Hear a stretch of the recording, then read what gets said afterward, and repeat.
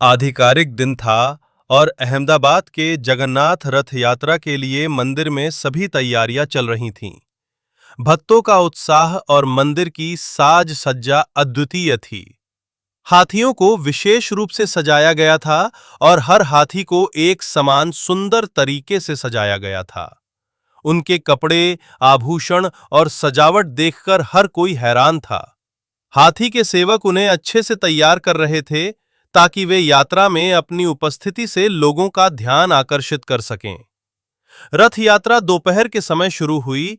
यात्रा की शुरुआत मंदिर से हुई और जैसे जैसे समय बढ़ा, रास्ते पर भीड़ बढ़ने लगी।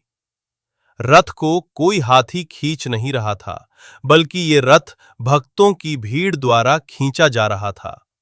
श्रद्धालु रथ के पीछे चलने लगे और गाने गाते हुए रथ को मंदिर से बाहर की ओर ले गए।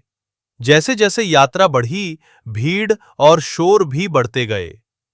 लाउड स्पीकर से तेज ध्वनि, माइक से बजते भक्ति गीत और ढोल की आवाज ने माहौल को और भी उत्साही बना दिया। लेकिन यही शोर और ध्वनि कुछ हाथियों पर बुरा प्रभाव डालने लगा।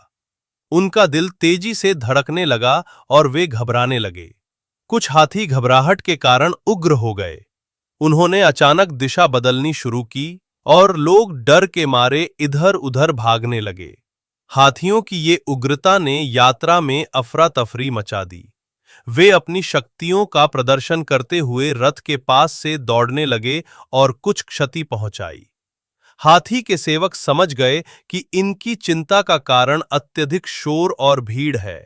उन्होंने तुरंत कार्रवाई की और हाथियों को शांत करने के प्रयास में जुट गए।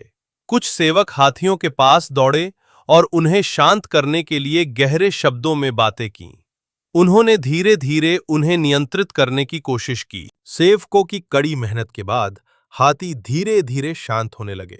उनकी घबराहट कम होने लगी और वे स्थिर हो गए। हालांकि उनका मानसिक तनाव अभी भी थोड़ा था, लेकिन सेवकों की देखभाल ने उन्हें स्थिति को संभालने में मदद की। हाथी अब शांत हो चुके थे, लेकिन यात्रा में अब ये हाथी शामिल नहीं थे। उनकी उग्रता के कारण यात्रा से बाहर कर दिया गया था।